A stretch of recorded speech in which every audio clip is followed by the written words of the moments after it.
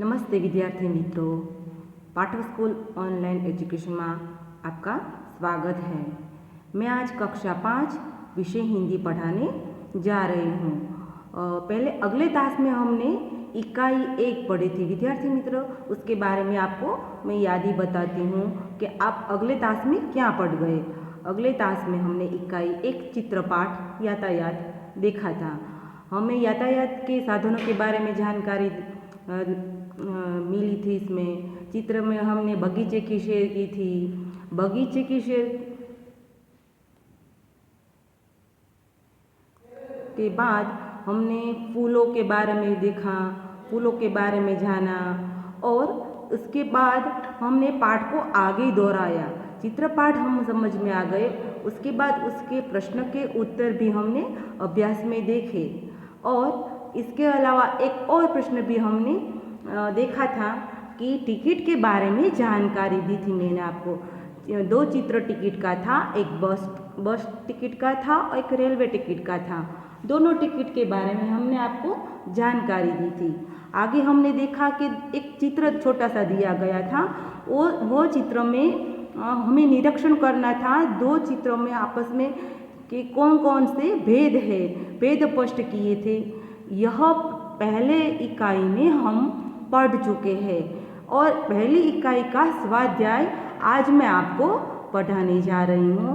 तो स्वाध्याय के प्रश्न पर ध्यान दें। बारी बारी से मैं एक एक प्रश्न आपको समझाऊंगी।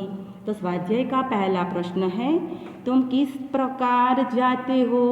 बहुत अच्छा प्रश्न है। देखो, हमें यातायात साधन के पाठ में वाहनों की सूची बनाई, तो अब आपको सोचना है कि हम जो वाहन है, वाहन व्यवहार में वो कौन कौन से कहाँ कहाँ उपयोग में आते हैं। तो पहला प्रश्न है कि मामा के घर हम कैसे जाते हैं? तो मामा के घर कोई कहता है हम बस में जाते हैं, तो मैं बस में जाती हूँ, तो यहाँ बस लिखती हूँ जवाब में। किसी के मामा के घर नजीक में होता है, गांव में ही होता, तो कि मैं पैदल चल के जाता हूँ। तो आप जिस तरह मामा के घर जाते हो उस तरह यहाँ लिखना है। दूसरा प्रश्न है, सिनेमा देखने आप कैसे जाते हो? तो सिनेमा देखने कोई रिक्शे में जाता, कोई ज़्यादा लोग होते हैं तो रिक्शे में, कोई स्कूटर पे जाता। तो आप लोग सिनेमा देखने जिस वाहन पर बैठकर जाते हो विद्यार्थी मित्रों, यहाँ उनके बारे में लिखना है। तीसरा प्रश्न है, आप स्कूल कैसे जाते हो? तो देखो, मैं तो स्कूटर पर जाती हूँ, तो मैं स्कूटर लिखूँ। आप विद्यार्थी मित्रों साइकिल लेकर स्कूल आते हैं, तो यहाँ साइकिल लिखो कि साइकिल में मैं स्कूल जाता हूँ। कोई कहता है मैं वान में जाता हूँ, तो वान भी लिखो। तो आप जिन वाहनों का उपयोग करते हैं उनके नाम यहाँ लिखने हैं। फिर चौथा प्रश्न है, आप बाज़ार कैसे जाते हो? तो बाज़ार मैं स्कूटर पर जाती हूँ, तो मैं स्कूटर लिखूँ। आप कैसे जाते हो? आप पैदल चलकर जाते हो तो मम्मी के साथ तो पैदल लिखना। आप मोटर कार में जाते हो तो मोटर कार लिखना। समझ में आ गया मित्रों ये प्रश्न का उत्तर? अब आगे हम दूसरा प्रश्न देखेंगे। दूसरा प्रश्न भी बहुत अच्छा है। हमने आगे टिकट के बारे में जानकारी अगले तास में मैंने आपको बताया था, दी थी, तो उनके संदर्भ में ही ये प्रश्न के उत्तर हमें लिखना है। तो देखो विद्यार्थी मित्रों, मैं प्रश्न पढ़ती हूँ और उनका जवाब भी आपको समझाती हूँ। आप मेरे साथ अपनी पुस्तक में लिखना। आप पुस्तक मेरे साथ खोल कर ही बैठे होंगे। तो दूसरा प्रश्न है, तुमने इनमें से किसकी सवारी की है? अगर हाँ तो राइट की निशानी करना है, और जो नीचे दिए गए चित्र में वाहन है उनमें से किसी की भी तुमने सवारी नहीं की तो आपको गलत का निशान करना है। विद्यार्थी मित्र, बहुत आसान प्रश्न है, मैं आपको समझाती हूँ। पहला है टांगा हिंदी में कहते हैं, घोड़ा गाड़ी भी उसे कहते हैं। तो घोड़ा गाड़ी की सवारी मैंने की है, तो मैं राइट की निशानी लगाती हूँ। आपने नहीं की तो आप गलत की निशानी लगाना। दूसरा है मोटर कार, तो मोटर कार की भी सवारी मैंने की है, आपने भी की होगी, तो राइट की निशानी लगानी है। तीसरा है ऊँट। ऊँट की सवारी मैंने नहीं की है विद्यार्थी मित्रों, तो ऊँट के बारे में मैं गलत की निशानी लगा दूंगी। आपने जो ऊँट पर बैठे हैं, कहीं घूमने गए हो, कहीं यात्रा स्थान या तीर्थ स्थान में ऊँट की सवारी की है, तो आप यहीं राइट का निशान कर सकते हैं। चौथा है बैलगाड़ी। तो बैलगाड़ी में भी मैं बैठी हूँ। जो लोग गांव में जाते हैं वो बैलगाड़ी में अचूक ही बैठे होंगे। पांचवा चित्र है रेलवे। मैंने रेल की भी मुसाफिरी की है, तो यहाँ भी राइट की निशानी करती हूँ। विद्यार्थी मित्रों, आपको मैं ये बात समझ में आ गई कि जो वाहन व्यवहार, जो परिवहन के साधन हैं, इनमें आप बैठे हैं तो राइट की निशानी करना है, और नहीं बैठे तो इसमें गलत की चौकड़ी की निशानी करना है। आगे प्रश्न तीसरा हम देखेंगे आज। तो तीसरा प्रश्न भी दूसरे प्रश्न के संदर्भ में ही है कि पढ़िए, समझिए और राइट की निशानी लगाइए। विद्यार्थी मित्रों, ये इसमें अगले पेज में जो अगले प्रश्न में जो चित्र दी गए हैं वही चित्र हैं, पर हमको यह तय करना है कि यह चित्र, यह वाहन व्यवहार के साधन हैं, इनमें टिकट लगता है, पैसा लगता है कि मुफ्त में सवारी होती है। तो देखो विद्यार्थी मित्रों, पहला चित्र है तांगा का। तो तांगे वाला पैसा लेता है, उसे टिकट नहीं देना पड़ता पर पैसा लेता है, तो पैसा लगता है, वही राइट की निशानी कीजिए। दूसरी है मोटर कार। तो मोटर कार का भी पैसा लगता है। हम गुजरात के बाहर आउट ऑफ जाते हैं तो मोटर कार का टैक्सी भाड़ा देना पड़ता है, तो वहाँ भी पैसे लगते हैं। तीसरा है ऊँट। तो ऊँट की सवारी करनी है तो वहाँ भी पैसा लगता है। और चौथा चित्र है बैलगाड़ी। विद्यार्थी मित्रों, बैलगाड़ी में हम गांव में जाते हैं तो वहाँ टिकट भी नहीं लगती, वहाँ पैसा भी नहीं लेते, वहाँ मुफ्त में सवारी करती है। हम मुफ्त में बैलगाड़ी में लोग हमें बिठाते हैं, तो वहाँ मुफ्त के सामने निशानी करना। और रेलवे में टिकट लेना पड़ता है, हम टिकट लेते हैं, बाद हम रेलवे की मुसाफरी करते हैं, तो टिकट लगता है, वही निशानी कीजिए। देखो विद्यार्थी मित्रों, रेलवे में टिकट लगता है। तो आपको यह तीसरा प्रश्न भी समझ में आ गया है। आगे प्रश्न 4 हम देखें। तो विद्यार्थी मित्रों, स्वाध्याय के बारी बारी हमने 3 प्रश्न आज पढ़े। पहला प्रश्न था कि हम किन वाहन का उपयोग करके कौन कौन सी जगह पर जाते हैं। दूसरा प्रश्न था कि हम जिन वाहन पर बैठते हैं तो उसके सामने राइट की निशानी करना है, और नहीं बैठे तो गलत की निशानी करना है। और तीसरा प्रश्न था कि हम जिन वाहनों का उपयोग करते हैं वहाँ मुफ्त में हम जाते हैं कि पैसा लगता है कि टिकट लेना पड़ता है। तो ये 3 आसान प्रश्न के उत्तर मैंने आपको समझा दिए हैं। चौथा प्रश्न भी आपको ये 4 फूलों के चित्र दिए गए हैं और चारों फूलों को आपको पहचानना है। विद्यार्थी मित्रों, निम्नलिखित फूलों के नाम लिखें। तो पहला चित्र कौन सा है? बहुत सरल है, आपको तुरंत पहचान गए होंगे। ये कमल का फूल है, कमल लिखो कि कमल। दूसरा क्या है? पीले कलर का कौन सा फूल है? तो ये है मोगरा, तो लिखो मोगरा। बहुत आसान है, हम तो चित्र समझकर ही लिखना है कि ये कौन से चीज़ कौन सी वस्तुएं हैं। चौथा है, तीसरा है फूल, तो उसे हम गुजराती में जासूद कहते हैं, पर हिंदी में गुड़हल कहते हैं, तो लिखो गुड़हल है, गुड़हल। और चौथा और अंतिम चित्र मेरा प्रिय फूल है, आपको भी यह पसंद होगा, यह गुलाब का चित्र है, तो लिखो गुलाब। समझ में आ गए ना विद्यार्थी मित्रों? प्रश्न 4 हमने आज यहाँ देखा। बारी बारी से हम 4 प्रश्न पढ़ गए। अब 5वां प्रश्न है, बहुत ही सुंदर प्रश्न है। यहाँ हमें एक एक पांचवा प्रश्न में 6 छोटे छोटे चित्र दिए गए हैं। इन चित्रों को जोड़कर हमें कहानी बनानी है। विद्यार्थी मित्रों, निम्नलिखित चित्र के आधार पर कहानी लिखें। मैं आपको चित्र बारी बारी से समझाती जाऊंगी एक चित्र और कहानी बनाती हूँ। आप यह कहानी ध्यान से सुने, समझे और अपनी नोटबुक में होमवर्क में ये कहानी लिखनी है। तो विद्यार्थी मित्रों, मैं कहानी शुरू करती हूँ। पहले चित्र के बारे में बताती हूँ और समझाती हूँ। तो देखो, पहले हम सारे चित्र एक साथ पहले देख ले।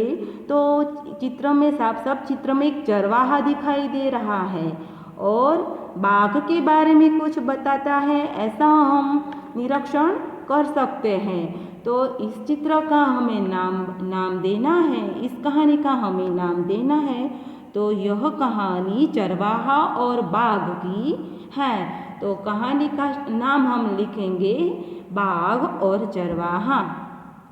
समझ में आ गया विद्यार्थी मित्रों? तो पहला चित्र है, मैं कहानी शुरू करती हूँ, चित्र के द्वारा कहानी समझाती हूँ। आप ध्यान से समझिए और सुनिए। तो चित्र में चरवाहा पेड़ के नीचे बैठा है। तो हम कहानी इस तरह शुरू कर देंगे। पहले चित्र को देखकर, एक छोटा सा गांव है। गांव में एक चरवाहा रहता है। चरवाहा रोज अपनी भेड़ बकरियों को चराने के लिए जंगल ले जाता है। जंगल रोज भेड़ बकरियां चराता है और भेड़ बकरियां चराकर ही वो अपना जीवन का गुजारा करता है। ऐसा हम पहले पैराग्राफ में लिख सकते हैं। आगे का चित्र दूसरे चित्र में हम आगे लिखेंगे पहले पैराग्राफ में ही कि देखो, चित्र में ऐसा है कि चरवाहा किसी को बुला रहा है। तो हमें ऐसी कहानी बनाना है कि वो चरवाहे का स्वभाव होगा कि वो किसी न किसी को बुलाकर परेशान करता होगा। तो आज उसके मन में यह सूझी कि क्यों ना पास वाले गांव में खेत है, खेत में जो लोग काम कर रहे हैं उसको मैं आज परेशान करूँ।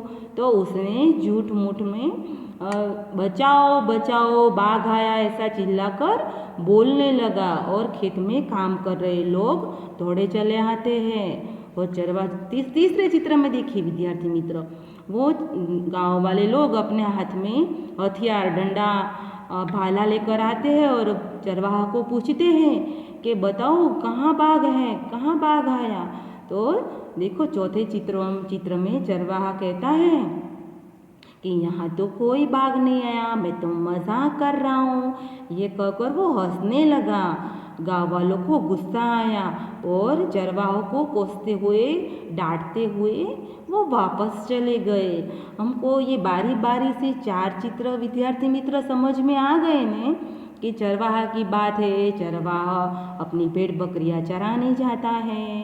पास वाले गांव को परेशान करने की चरवाहों को सूझी और झूठ मूठ में बाघ आया ऐसा चिल्लाकर सबको बुलाता है। फिर सब अपने काम में जुट जाते हैं। 5वां चित्र देखें तो क्या हुआ। 5वें चित्र में कहानी में हमें लिखना है कि वो हर रोज़ की तरह आज भी जंगल में भेड़ बकरियों को लेकर चराने जाता है और भेड़ बकरियां घास चारा चरती है। तो क्या हुआ, अचानक बाघ आ गया और यह चरवाहा घबरा गया। घबरा कर पेड़ के पर चढ़ गया। पेड़ पर चढ़कर जोर जोर से चिल्लाने लगा कि बचाओ बचाओ बाघ आया, बाघ आया। पर क्या कोई बचाने नहीं आया। गांव वालों ने ये आवाज़ तो सुनी, पर वो बोला कि चरवाहा तो झूठ बोल रहा है, कोई बाघ नहीं आया होगा। और ये झूठ बोलना, उसे मजाक करने की ये भारी आदत पड़ी आज। सब भेड़ बकरियां बाघ आकर फाड़ कर खा गया और वो झाड़ पर बैठा रोता रहा।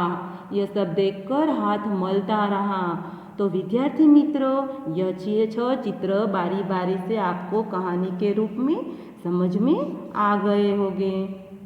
तो आपको यह चित्र में मैंने आपको जो बताया है वो अपनी नोटबुक में लिखना है और इस चित्र का हमें शीर्षक देना है, तो यह कहानी का हम यह शीर्षक देना चाहिए कि हम कभी किसी की झूठी मजाक नहीं करनी चाहिए। तो यह कहानी आपकी कॉपी में लिख लेना। आगे का प्रश्न देखें। प्रश्न 6 है, बहुत ही आसान है। हमारी हिंदी भाषा इतनी सरल है विद्यार्थी मित्रों को, हम जैसे उसे पढ़ते जाते हैं वैसे वैसे हमको वो बहुत आसान लगती है, सरल लगती है। तो छठा प्रश्न भी बहुत ही सरल है। बताया है कि मातृभाषा में अनुवाद कीजिए। विद्यार्थी मित्रों, मातृभाषा यानी ગુજરાતી ભાષા, अनुवाद એટલે કે ભાષાંતર કીજીએ એટલે કે કરો। વિદ્યાર્થી મિત્રો પ્રશ્નો એમ કે છે કેમ છે, प्रश्न के उत्तर, प्रश्न में ऐसा कहा गया है कि गुजराती में अनुवाद करो। तो पहला है, कमल हमारा राष्ट्रीय फूल है। यह हिंदी वाक्य दिया गया है। इन वाक्यों को एक एक शब्दों को हम गुजराती करते जाएंगे ना विद्यार्थी मित्रों, तो पूरा वाक्य गुजराती में आसानी से हो जाएगा। कमल यानी कमल, हमारा એટલે આપણું, રાષ્ટ્રીય ફૂલ એટલે રાષ્ટ્રીય ફૂલ, અને હે એટલે કે છે। તો આપણું ગુજરાતી એક એક શબ્દનું ગુજરાતી કર્યું, તો હવે એનું આખું પૂરા વાક્યનું આ રીત થશે, કમળ આપણું રાષ્ટ્રીય ફૂલ છે। समझ में आ गया पहला वाक्य। दूसरा वाक्य है, मधुमक्खियाँ फूल पर बैठती है। विद्यार्थी मित्रों, मधुमक्खियाँ शब्द बहुवचन है, तो बैठती है शब्दों पर अनुस्वर बिंदी है। बहुवचन वाक्य में है पर अनुस्वर बिंदी आती है। यह बात हम व्याकरण की समझ में आ गई, पर हम अब इस वाक्य का गुजराती करना है। तो मधुमक्खियाँ यानी गुजराती में उसे मधुमक्खियाँ को हम मधमाखी कहते हैं। मधमाखी फूल, तो फूलનું फूल જ રહેશે। पर એટલે કે ઉપર, ફૂલ ઉપર બેઠતી હે, બેઠતી એટલે કે બેઠે છે। હવે આપણે એક એક શબ્દનું ગુજરાતી કર્યા પછી પૂરા વાક્યનું ગુજરાતી આ રીતે કરશું કે મધમાખી ફૂલ ઉપર બેઠે છે। સમજાઈ ગયું વિદ્યાર્થી મિત્રો। ત્રીજું છે, मुझे बैलगाड़ी में बैठना पसंद है। सीधा हम अब गुजराती करें तो आसान है। इस तरह होता है, मुझे बैलगाड़ी में बैठना पसंद है એટલે કે મને બળદગાડામાં બેસવું ગમે છે। चौथों वाक्य, ऑटो रिक्शे के 3 पहिए होते हैं। विद्यार्थी मित्रों, उसका गुजराती इस तरह होता है कि रिक्शाना 3 પૈડા હોય છે। 3 એટલે કે 3 અને पहिए यानी कि પૈડા। रिक्शाना 3 પૈડા હોય છે ને આસાન गुजराती बनावવું सहेलू है वाक्य विद्यार्थी मित्रों। आगे हम 6 प्रश्न आज स्वाध्याय के देख चुके हैं। बारी बारी से मैंने आपको समझाया, आपको लिखाया, आपको उसका मुहावरा घर पे करना है। और विद्यार्थी मित्रों, यहाँ योग्यता विस्तार दिया गया है। वो पुस्तक में आपको ये जानकारी पाठ के बारे में है, आपको ध्यान से उसे पढ़ना है। पढ़कर उसको अपनी कॉपी में लिखना है। मैं एक बार यह पढ़ लेती हूँ, आप सुने। साइकिल, गुजराती ने हिंदी लख्यू है शब्दों, तो गुजराती शब्द साइकिल है, उसका हिंदी साइकिल। रिक्शा, तो रिक्शा। ट्रेन, तो ट्रेन। हिंदी में रेल कहते हैं, पर यहाँ ट्रेन लिखा है तो ट्रेन। विमान, उसे हवाई जहाज भी कहते हैं, पर हिंदी में गुजराती तरह लिखे तो जो शब्द आता है वो गलत नहीं होता विद्यार्थी मित्रों। विमान तो विमान ही लिखना है हिंदी में, और अपने हवाई जहाज लिखे तो वो भी गलत नहीं होगा। स्टीमर, तो स्टीमर। बड़दगाडू, बैलगाड़ी, घोड़ा गाड़ी, टांगा या घोड़ा गाड़ी, जो भी लिखें। स्कूटर, गुजराती शब्द बस, हिंदी शब्द पण बस। हेलिकॉप्टर, जहाज, गाड़ी, कार, ऊँटगाड़ी, मोटरसाइकिल। तो समझ में आ गया विद्यार्थी मित्रों पूरा पाठ। यह पाठ हम आज यहाँ समाप्त करते हैं। अस्तु।